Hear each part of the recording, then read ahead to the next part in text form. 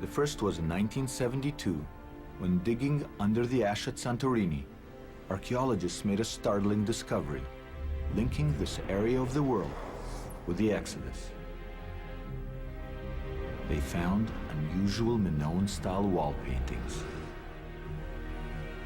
Incredibly, among them there is a map depicting an ancient journey from Egypt to Greece.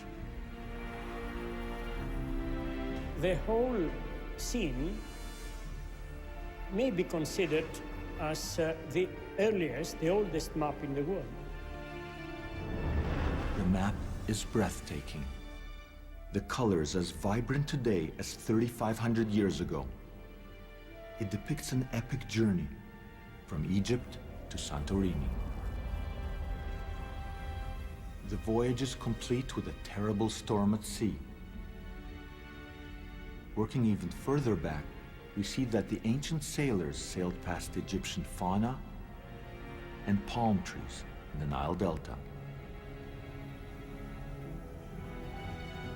The map then follows the river inland, and it ends up in a magical city on a kind of river-bound island.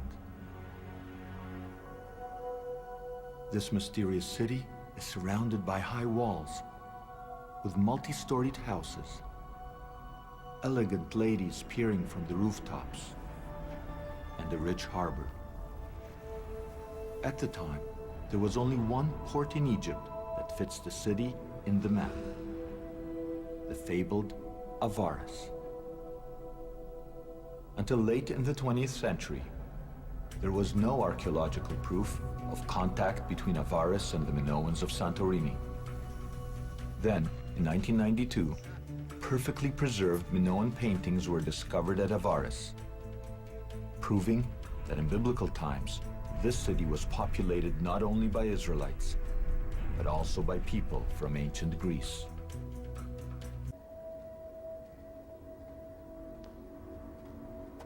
Is it possible that here lie some of the followers of Moses? The answer is on the tombstones that we now know were placed on top of the death chambers. The meaning of the images on the gravestones has never been deciphered until now.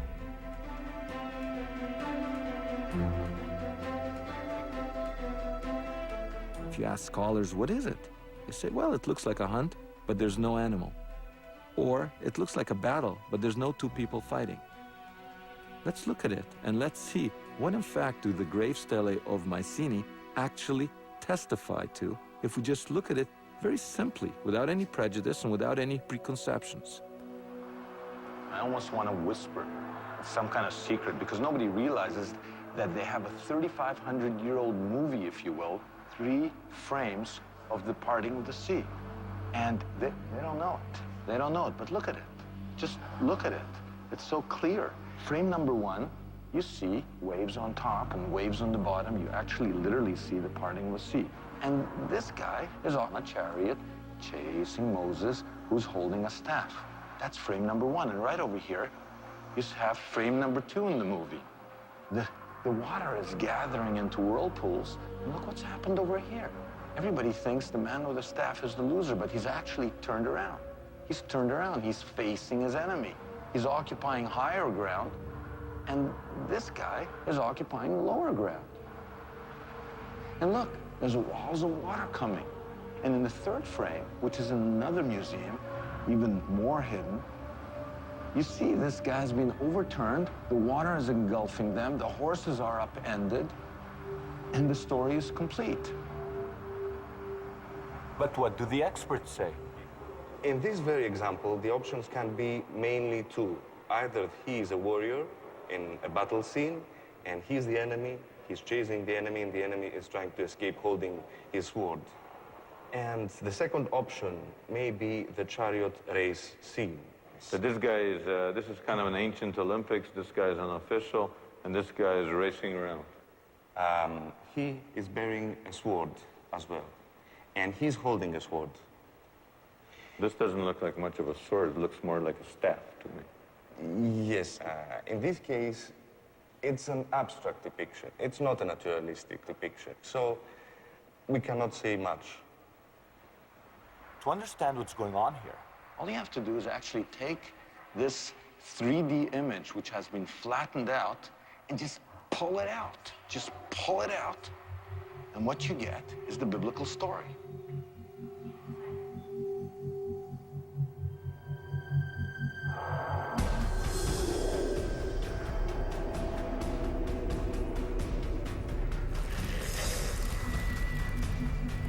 when the three stelae are put together, what we see, exactly as depicted in the book of Exodus, is an Egyptian charioteer chasing Moses across the parted sea. Then, Moses turns and faces his pursuer. Walls of water rise and come down on the Egyptians. Finally, rider, chariot, and horses are drowned.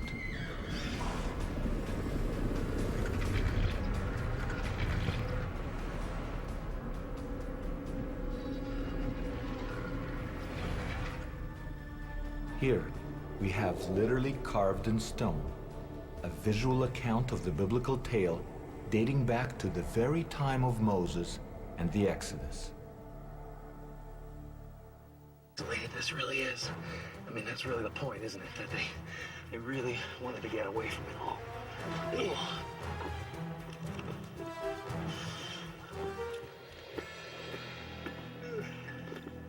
So this is part of the church. This is a sacred place where we take off our shoes. Oh, okay. So from this moment on, we're in the church. Yes, exactly. I see.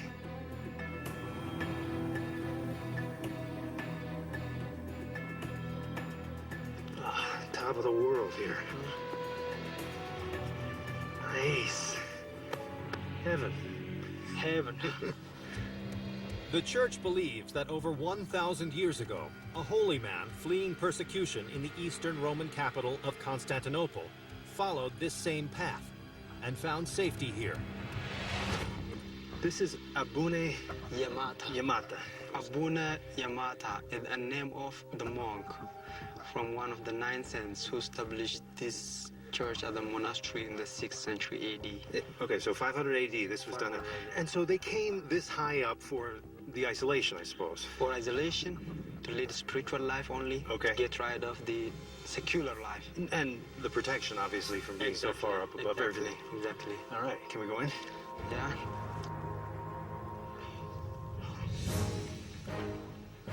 Look at this sheer rock face right here. You fall off that, you are gone. The length they went to put a monastery up here on the top of a mountain.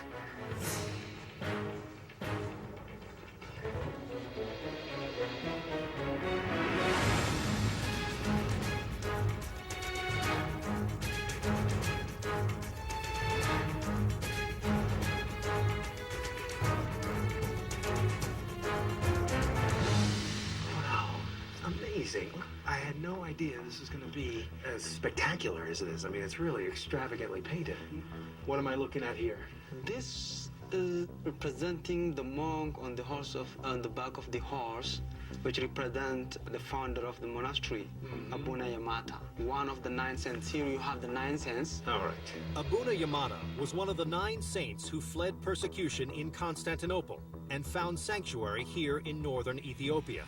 They followed a religious doctrine known as Monophysitism, which held that Jesus Christ was entirely divine, as opposed to being divine and human, as many Western Christians believed. It was a doctrine that challenged the Christian leadership, branded them as heretics, and could have cost them their lives. Every inch of this place has a figure on it. Yeah. They are telling the stories, and I see the Virgin Mary here, definitely. This incredible artwork. I mean, when the 9 saints came to Ethiopia, they brought with them an entirely new style of painting, which became a biblical teaching tool. If you want to know more about how this style of painting became an early textbook, log on to history.com/cities. Now, do people actually come and use this place presently now? What makes very interesting is also children are baptized in here. So the women has to come up all, with these climbs. With their you know, babies? With the babies on their back. Wow. So you see, this church is quite active every time. All right, very important to the local Very community. important, very important. I see behind you there is the priest here, and so he is in charge and the guardian of the space, yes? Yeah, he's the head of the priests, and he's also in charge of the church. And so he's given us permission to come up here today. Exactly. Thank you very much. This priest scales the cliff several times a week, half a mile high, to tend to his local parishioners and distant visitors, spreading the church's unique vision of the Gospels.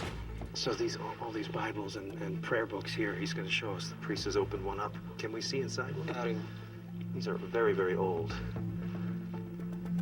And hand script here and hand painted, I guess, huh? Yeah. On what? What is this material? It's skin. sheepskin. Sheepskin. Uh-huh. Can I page? Oh, thank you.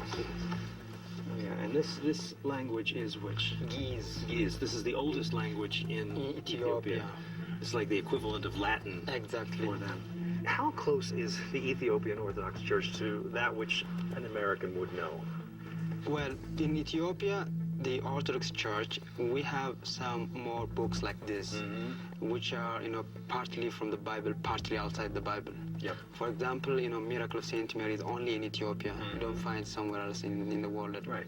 Different customs, of course, a different language. Yeah. All kinds of things that a Western Christian might find strange. Yeah. Really erupted from a totally unique culture, different religion. Thank you so much. Yahanigeli. When Abuna Yamata came here with the other 8 saints, they brought a totally unique brand of Christianity to Ethiopia, one very different from what we're used to in the West. I mean, it involved different rituals, different lost books. It really was a whole unique view of Christianity. And it was mysterious because it was isolated, cut off from the rest of the world. And that mystery really continues today.